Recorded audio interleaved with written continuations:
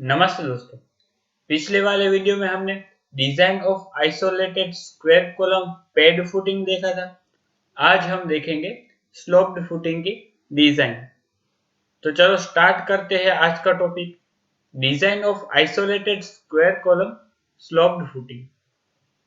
A reinforced concrete column of size 450 by 450 mm size carries an axial compressive load of 1500 kN, safe bearing capacity of soil 250 kN per meter square. Design an isolated sloped footing for column. Use concrete grade M20 and steel grade Fe 415. हम sloped footing design करेंगे। सबसे पहले हम size of footing निकालेंगे। Load on column था 1500 kilo newton. हम assume करते हैं dead load of footing 10% of column load, यानी कि 1500 का 10% होगा 150 किलो न्यूटन। तो टोटल लोड ऑन सॉइल होगा 1650 kilo newton. Area of footing required होगा total load on soil divide by हम SBC करेंगे, यानी कि सेफ बेरिंग कैपेसिटी। तो सेफ बेरिंग कैपेसिटी थी 250 किलो न्यूटन पर मीटर स्क्वायर। तो हम 1650 डिवाइड बाय 250 करेंगे तो वैल्यू मिलेगी 6.6 मीटर स्क्वायर।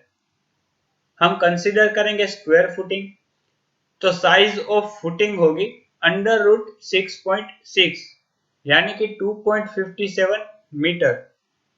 तो हम प्रोवाइड करेंगे 2.6 metre by 2.6 metre square footing. तो फुटिंग का एरिया प्रोवाइडेड होगा 6.76 मीटर स्क्वायर, जो रिक्वायर्ड था 6.6 मीटर स्क्वायर से ज्यादा है। अब हम नेट अपवर्ड प्रेशर फाइंड करेंगे, जिसे हमने P से डिनोट किया है। Net upward pressure P is equal to factored load of column divide by area of footing provided. Factored load of column होगा 1.5 multiplied by 1500 kilo newton. 1500 axial compressive load है, उसे हम फैक्टोरेट करेंगे यानी कि 1.5 से मल्टीप्लाइड करेंगे। एरिया ऑफ फुटिंग प्रोवाइडेड हमने फाइंड किया 6.76 मीटर स्क्वायर। तो हमारा नेट अपवर्ड प्रेशर यानी कि P मिलेगा 332.84 किलो न्यूटन पर मीटर स्क्वायर। अब हम बेंडिंग मोमेंट फाइंड करेंगे। लोड होगा net upward pressure multiplied by width of footing. हमने नेट अपवर्ड प्रेशर फाइंड किया 332.84 multiplied by width of footing है 2.6। तो लोड W होगा 865.36 किलो न्यूटन पर metre. For maximum bending moment critical section is taken on the face of the column. Maximum bending moment का critical section face of the column में मिलेगा। यह हमारा face of the column है, जहां maximum critical section for bending moment होगा। Total width of footing है 2600 mm। उसमें से हम कॉलम की विड्थ माइनस करेंगे, यानी कि 2600 माइनस हम 450 करेंगे तो वैल्यू मिलेगी हमें 2150 mm। फुटिंग के बोथ साइड है, इसीलिए डिवाइड बाय हम 2 करेंगे, यानी कि हमें इस फेस से लेके यहां तक का डिस्टेंस मिल जाए। तो वो होगा हमारा 1075 mm। कॉलम के फेस से लेके फुटिंग के एंड तक का डिस्टेंस कैंटिलीवर होगा, इसीलिए हमारी मोमेंट होगी WL²/2। तो बेंडिंग मोमेंट होगी Mu = WL²/2। W हमने फाइंड किया 865.38 L, यानी कि फेस ऑफ द कॉलम से लेके फुटिंग तक का डिस्टेंस हमने निकाला जो था 1075 mm, उसे हमने मीटर में कन्वर्ट किया है इसीलिए 1.075 लिया हुआ है। उसका स्क्वायर करेंगे डिवाइड बाय 2 करेंगे तो हमें मोमेंट मिलेगी 500.03 किलो न्यूटन इंटू मीटर। अब हम डेप्थ ऑफ फुटिंग निकालेंगे। ग्रेड ऑफ स्टील Fe415 दिया हुआ है इसीलिए कैरेक्टरिस्टिक स्ट्रेंथ ऑफ रेनफोर्समेंट यानी कि Fy होगा 415 न्यूटन पर mm स्क्वायर। लिमिटिंग मोमेंट होगी 0.138 FCK इंटू BD स्क्वायर जो हमें SP16 page number 10 table number C से मिलेगा। मोमेंट हमने फाइंड की 500.03 किलो न्यूटन इंटू मीटर। यहां हमने न्यूटन इंटू mm में लिया हुआ है इसीलिए 10⁶ किया हुआ है is equal to 0.138 multiplied by grade of concrete हमारा M20 है इसीलिए कैरेक्टरिस्टिक स्ट्रेंथ ऑफ कंक्रीट यानी कि FCK होगा 20 multiplied by width of column है 450 और हमें इफेक्टिव डेप्थ फाइंड करना है। तो हम इस इक्वेशन को सॉल्व करेंगे तो इफेक्टिव डेप्थ मिलेगी 634.51 mm। जो हमें इफेक्टिव डेप्थ मिली उससे ज्यादा ही हम इफेक्टिव डेप्थ प्रोवाइड करेंगे यानी कि हम प्रोवाइड करेंगे इफेक्टिव डेप्थ 800 mm। हमने इफेक्टिव डेप्थ निकाली 800 mm। अब हम ओवरऑल डेप्थ निकालेंगे।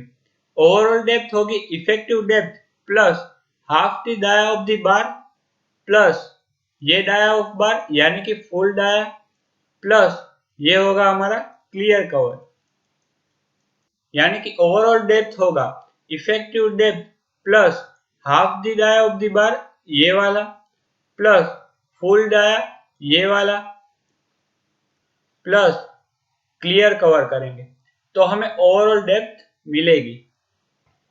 तो यही हमने किया हुआ है effective depth plus half the dia of the bar plus full dia of bar plus clear cover.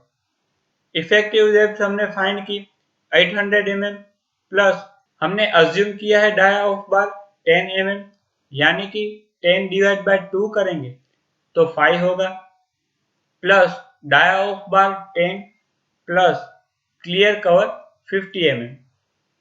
तो ओवरऑल डेप्थ ऑफ फुटिंग होगी 865 mm। हम अज्यूम करते हैं एज्ड डेप्थ 300 mm। यह है एज्ड डेप्थ ऑफ फुटिंग जो हमने 300 mm अज्यूम किया है। अब हम रेनफोर्समेंट फाइंड करेंगे जो हम SP16 page number 48 table number 2 की मदद से भी फाइंड कर सकते हैं और परसेंटेज ऑफ टेंशन रेनफोर्समेंट यानी कि PT is equal to 50 multiplied by FCK divide by Fy into 1 minus under root 1 minus 4.6 mu divide by FCK into BD square से भी फाइंड कर सकते हैं जो मैंने सिंगली रेनफोर्स्ड कंक्रीट बीम और डबली रेनफोर्स्ड कंक्रीट बीम की डिजाइन में अच्छे से बताया हुआ है। यहाँ हम परसेंटेज ऑफ टेंशन रेनफोर्समेंट यानी कि PT SP16 की मदद से फाइंड करेंगे। उसके लिए सबसे पहले हमें mu divide bye BD square find करना होगा। mu यानी कि मोमेंट हमने फाइंड की 500.03 kilo newton into metre. Kilo newton into metre को न्यूटन इंटू mm में कन्वर्ट किया हुआ है इसीलिए 10⁶ किया हुआ है divide by width of column है 450 multiplied by effective depth of footing हमने फाइंड की 800 mm। तो mu बाय BD स्क्वायर की वैल्यू होगी 1.736। FCK हमारे पास है 20 न्यूटन पर mm स्क्वायर। Fy है 415 न्यूटन पर mm स्क्वायर। अब हम टेबल 2 देखेंगे।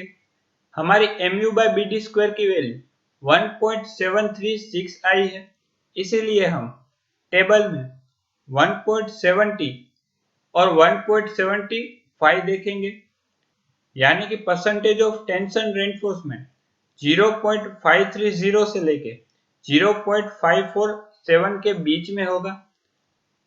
तो हम डिफरेंस निकालेंगे तो हमारा परसेंटेज ऑफ टेंशन रेनफोर्समेंट होगा 0.542%। तो एरिया ऑफ स्टील होगा PT/100 into B into effective depth. PT हमने फाइंड किया 0.542 divide by 100 multiplied by width of column है हमारी 450 मल्टीप्लाइड बाय इफेक्टिव डेप्थ है 800 mm। तो एरिया ऑफ स्टील होगा 1951.2 mm स्क्वायर। हमने Fe415 स्टील लिया हुआ है, इसीलिए मिनिमम स्टील होगा 0.12% ऑफ क्रॉस सेक्शनल एरिया, यानी कि 0.12 divide by 100 into width of footing multiplied by D. हमने एज डेप्थ अज्यूम किया था 300 mm प्लस ओवरऑल डेप्थ हमारी थी 865 डिवाइड बाय हम 2 करेंगे तो हमें डेप्थ मिलेगी। तो मिनिमम स्टील होगा 1817 mm स्क्वायर। 1817 से 1951.2 ज्यादा है, इसीलिए हम एरिया ऑफ स्टील लेंगे 1951.2 mm square for 2.6 metre width. हमें एरिया ऑफ स्टील मिल गया। अब हम SP16 में पेज नंबर 229 से नंबर्स ऑफ बार और डाया ऑफ द बार निकालेंगे। π/4 d स्क्वायर से भी हम नंबर ऑफ बार निकाल सकते हैं। यहाँ हम प्रोवाइड करेंगे 18 numbers of 12 mm dia bar, जिसका एरिया ऑफ स्टील होगा AST is equal to 2035 mm square. तो हम प्रोवाइड करेंगे 18 नंबर 12 mm डाया बार्स का। अब हम चेक फॉर क्रैकिंग करेंगे। Centre to centre distance between bars होगा, यहां हमारी विड्थ ऑफ फुटिंग है 2600, यहां तक का डिस्टेंस, माइनस हम इस साइड का कवर करेंगे और इस साइड का कवर बाद करेंगे, माइनस हम हाफ द डाया बार इस साइड का करेंगे और हाफ द डाया बार इस साइड का करेंगे, ताकि हमें सेंटर टू सेंटर डिस्टेंस मिल जाए। नंबर ऑफ बार हमने 18 प्रोवाइड किया था। जब हम सेंटर टू सेंटर डिस्टेंस निकालेंगे तो 18 बार्स का डिस्टेंस होगा 17। तो यही हमने किया हुआ है। विड्थ ऑफ फुटिंग है 2600 माइनस 100 जो दो साइड का कवर है minus dia of the bar. हमने full dia of the bar लिया है क्योंकि half the dia of the bar हमने लेफ्ट साइड का निकाला और half the dia of the bar right side का निकाला, यानी कि full dia of the bar हम माइनस करेंगे जो हमारा है 12 डिवाइड बाय हम 17 करेंगे, क्योंकि नंबर ऑफ बार हमारे है 18 माइनस 1 करेंगे तो हमारे पास centre to centre distance between bars मिलेगा 146.35 mm। अब हम क्लियर स्पेसिंग निकालेंगे। यह हमारा बार है 12 mm डाया का। हमने सेंटर टू सेंटर डिस्टेंस निकाला। अब हम क्लियर स्पेसिंग निकालेंगे, यानी कि इस बार के फेस से लेके इस बार के फेस तक का डिस्टेंस, यानी कि 146.35 में से half the dia of the bar ये वाला और half the dia of the bar ये वाला, यानी कि full dia of the bar हम माइनस करेंगे तो हमें क्लियर स्पेसिंग मिलेगी। तो वो होगी 134.35 mm, जो हमारी 180 mm से कम है, यानी कि स्पेसिंग ओके है, जो हमें IS 456-2000 page number 46 table number 15 में दिया हुआ है। अब हम check for one way shear करते हैं। डी डेश यानी कि depth at critical section. One way shear में हैच्ड एरिया होगा, कॉलम के फेस तक का डिस्टेंस हमने निकाला 1075 mm माइनस हम इफेक्टिव डेप्थ करेंगे जो है हमारी 800 mm, तो हमें मिलेगा 275 mm विड्थ। तो ये हमारी हैच्ड एरिया की विड्थ होगी 275 mm। अब हमें y डैश और d डैश की वैल्यू फाइंड करनी है।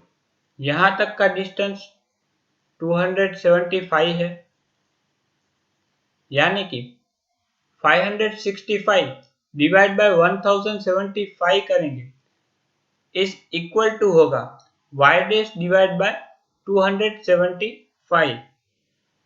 तो उसे सोल्व करेंगे तो हमें y डैश की वैल्यू मिल जाएगी और d डैश होगा हमारा y डैश प्लस हमने जो एज डेप्थ अज्यूम की थी 300 mm, उसमें से क्लियर कवर बाद करेंगे minus dia of the bar minus करेंगे minus half the dia of the bar करेंगे तो हमें इफेक्टिव डेप्थ d डैश मिल जाएगी। तो यही हमने किया है। 565 divided by 1075 is equal to y dash divided by 275। तो y dash की वैल्यू मिलेगी 144.53 mm। तो हम d dash की वैल्यू फाइंड करेंगे y dash प्लस 300 mm जो हमारी एज्ड डेप्थ हमने अज्यूम की थी minus clear cover minus dia of the bar minus half the dia of the bar. तो हमें डी डैश यानी कि डेप्थ एट क्रिटिकल सेक्शन मिलेगा 379.53 mm। अब हम width of critical section find करेंगे यानी कि बी डैश जो होगा width of column plus 2 into effective depth यानी कि 2050 mm। Shear force at section Y Y, ये हमारा है वाई वाई सेक्शन। तो शियर फोर्स होगा P into hatched area. P यानी कि नेट अपवर्ड प्रेशर हमने निकाला था 332.84 मल्टीप्लाइड बाय हैच्ड एरिया यानी कि विड्थ हमने निकाली थी 275 mm, यहां हमने मीटर में कन्वर्ट किया है मल्टीप्लाइड बाय 2.6 जो विड्थ ऑफ फुटिंग है। तो शियर फोर्स मिलेगा 237.98 किलो न्यूटन। तो bending moment at critical section होगा WL²/2। W हमने फाइंड किया था 865.38 मल्टीप्लाइड बाय लेंथ हमने निकाली 275 mm, यहां मीटर में कन्वर्ट किया हुआ है डिवाइड बाय 2। तो मोमेंट होगी 32.72 किलो न्यूटन इंटू मीटर। ये बीटा एंगल है इसीलिए tan बीटा होगा 565 डिवाइड बाय 1075। तो tan बीटा होगा 0.526। नॉमिनल शियर स्ट्रेस यानी कि टाउ वी हमें IS 456-2000 में पेज नंबर 72 से मिलेगा। यहाँ वेरिंग डेप्थ है इसीलिए टाउ वी होगा VU minus MU divide bye D dash into tan beta divide by B dash into D dash. हम सभी वैल्यू पुट करेंगे तो हमें टाउ V मिलेगा 0.248 न्यूटन पर mm square. Nominal shear stress यानी कि टाउ V हमने फाइंड कर लिया। अब हम design shear strength of concrete यानी कि टाउ C फाइंड करेंगे। टाउ C हमें IS 456-2000 में पेज नंबर 73 से मिलेगा। सबसे पहले हमें 100 multiplied bye AST divide by B dash into D dash find करना होगा। तो हम 100 multiplied by area of steel provided हमारा है 2035 mm square divide by B dash है 2050 मल्टीप्लाइड बाय D डैश है 379.53 तो 100 multiplied bye AST divide by B dash into D dash की वैल्यू होगी 0.262 परसेंटेज। यहाँ FC के 20 न्यूटन पर mm स्क्वायर है, इसीलिए टाउ सी की वैल्यू होगी 0.36 से लेकर 0.48 के बीच में। तो हम डिफरेंस निकालेंगे तो हमें टाउ सी की वैल्यू मिलेगी 0.366 न्यूटन पर mm square. Tau is less than tau c है, इसीलिए ओके है। अब हम check for two way shear करेंगे। यह है critical section for two way shear. यहाँ बी डैश की वैल्यू हमें मिलेगी width of column plus half the effective depth, जो हमारी है 800 mm effective depth, divide by 2 करेंगे तो होगी 400 mm, यानी कि 400 mm इस साइड और 400 mm इस साइड, दोनों साइड 400 mm प्लस करेंगे, यानी कि बी डैश की वैल्यू होगी 400 mm इस side plus 450 width of column plus 400 mm right side. तो हमें बी डैश की वैल्यू मिलेगी 1250 mm। बी डैश के इस फेस से लेके फुटिंग के फेस तक का डिस्टेंस ये होगा 1075 minus effective depth divide by 2, यानी कि 1075 में से 400 माइनस करेंगे तो वैल्यू होगी 675 mm। अब हम y डैश की वैल्यू फाइंड करेंगे, जो हमने वन वे शियर में फाइंड किया था उसी तरह 565 डिवाइड बाय हम 1075 करेंगे is equal to y dash divide by 675 करेंगे तो हमें y डैश की वैल्यू मिल जाएगी। उसी तरह हम d डैश की वैल्यू भी फाइंड करेंगे तो हमें y डैश की वैल्यू मिलेगी 354.77 mm। और उसी तरह d डैश हम फाइंड करेंगे, जो है हमारा डेप्थ ऑफ क्रिटिकल सेक्शन। वो हम वन वे शियर में फाइंड किया, उसी तरह हम टू वे शियर में भी फाइंड करेंगे, जो होगा 589.77 mm। Width at critical section B dash होगा 450 plus half effective depth plus half the effective depth, जो होगा 1250 mm। B0 यानी कि लेंथ ऑफ क्रिटिकल सेक्शन होगा 4 into B dash. B dash हमने फाइंड किया 1250 mm मल्टीप्लाइड बाय 4 करेंगे तो हमें लेंथ ऑफ क्रिटिकल सेक्शन मिलेगा 5000 mm। अब हम shear force at ZZ section find करेंगे। ये है हमारा ZZ सेक्शन, जो होगा net upward pressure multiplied by hatched area. Net upward pressure हमने फाइंड किया था 332.84 multiplied by hatched area. Hatched area हमारा होगा 2600, जो हमारी विड्थ ऑफ फुटिंग है, और लेंथ ऑफ द फुटिंग भी 2600 है। इसीलिए एरिया होगा 2600 का स्क्वायर माइनस हम ये वाला पोर्शन माइनस करेंगे जिसकी विड्थ है 1250 mm और लेंथ भी है 1250 mm, यानी कि बाहर का एरिया हमारा है 2600 का स्क्वायर माइनस अंदर का एरिया है 1250 का स्क्वायर, जो हम माइनस करेंगे। तो यही हमने किया है, 2600 mm को हमने मीटर में कन्वर्ट किया हुआ है, इसीलिए 2.6 का स्क्वायर माइनस 1250 का स्क्वायर करेंगे तो हमें शियर फोर्स मिलेगा 1729.94 किलो न्यूटन। तो हम shear stress tau V find करेंगे, जो होगा Vu divide by B0 into B dash. Vu हमने फाइंड किया 1729.94 डिवाइड बाय B0 हमने फाइंड किया था 5000 मल्टीप्लाइड बाय D डैश हमने फाइंड किया था 589.77 तो टाउ V होगा 0.587 न्यूटन पर mm स्क्वायर। अब हम design shear strength of concrete यानी कि टाउ C फाइंड करेंगे। Permissible shear stress tau C dash हमें IS 456-2000 में पेज नंबर 58 और 59 से मिलेगा।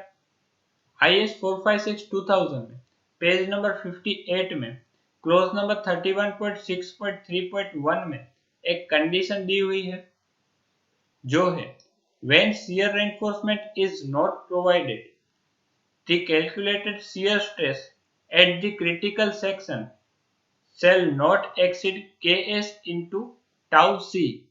यहाँ Ks होगा 1 फॉर स्क्वायर कॉलम क्योंकि ratio of short side to long side of column होगा 450 डिवाइड बाय 450 यानी कि 1। टाउ सी हम लेंगे 0.25 अंडर रूट एफसीके की वैल्यू है 20 यानी कि टाउ सी हमें मिलेगा 1.11 न्यूटन पर mm स्क्वायर यानी कि टाउ सी डैश की वैल्यू होगी Ks multiplied by tau C जो होगी 1.11 न्यूटन पर mm square. Tau C dash की वैल्यू टाउ वी से ज्यादा है यानी कि वैल्यू ओके है। अब हम load transfer from column to footing find करेंगे। अलाउएबल बियरिंग स्ट्रेस जो हमें IS 456-2000 में पेज नंबर 65 में क्लोज नंबर 34.4 से मिलेगा। अलाउएबल बेयरिंग स्ट्रेस होगी 0.45 इंटू FCK जो होगी 9 न्यूटन पर mm square. Allowable bearing force होगा allowable bearing stress multiplied by area of column. Area of column होगा 450 बाय 450 तो अलाउएबल बेयरिंग फोर्स मिलेगा 1822.50 kilo newton. Factored load on column लग रहा था 2250 किलो न्यूटन यानी कि factored load on column allowable bearing force से ज्यादा है यानी कि load of column can not be transferred to footing through bearing alone यानी कि कॉलम पर जो लोड लग रहा है वो फुटिंग तक ट्रांसफर नहीं करेगा यानी कि हमें डोवेल बार्स प्रोवाइड करने होंगे। डोवेल बार कैसे प्रोवाइड करना है वो मैंने पेड फुटिंग में अच्छे से बताया हुआ है। सेम मेथड से हम डोवेल बार स्लोप्ड फुटिंग में प्रोवाइड करेंगे। पेड फुटिंग में मैंने अच्छे से एक्सप्लेन किया हुआ है इसीलिए स्लोप्ड फुटिंग में मैं एक्सप्लेन नहीं करूंगा। आप डोवेल बार की डिजाइन कैसे करनी है वो मेरी पिछली वाली वीडियो यानी कि design of isolated square column paid footing वाला वीडियो आप देखें। उसमें मैंने डोवेल बार्स कैसे प्रोवाइड करना है वो अच्छे से एक्सप्लेन किया हुआ है। उसी तरह स्लोप्ड फुटिंग में भी डोवेल बार्स प्रोवाइड करना है। आप वो वीडियो ऊपर आई बटन प्रेस करके भी देख सकते हो और लिंक भी मैंने डिस्क्रिप्शन बॉक्स में दी हुई है तो आप वहां से जाके भी देख सकते हो। तो आप जब डोवेल बार्स डिजाइन करोगे तो वो होगा 8 number 16 mm dia bars. Dowel length in column होगी 620 mm। तो ये है sectional elevation of sloped footing और ये है प्लान जहां हम 18 नंबर 12 mm डाया बार्स के प्रोवाइड करेंगे बोथ वेज इस वे और इस वे में। ओवरऑल डेप्थ हमारी है 865 mm, इफेक्टिव डेप्थ है 800 mm और एज्ड डेप्थ है 300 mm। तो यही था आज का इम्पोर्टेंट टॉपिक। अगर आपको ये वीडियो अच्छी लगी है तो अपने दोस्तों के साथ शेयर करें, वीडियो को लाइक करें, चैनल को सब्सक्राइब करें और बेल आइकन दबाना ना भूलें ताकि मेरी हर वीडियो की नोटिफिकेशन आप तक तुरंत मिलती रहे। Thank you for watching.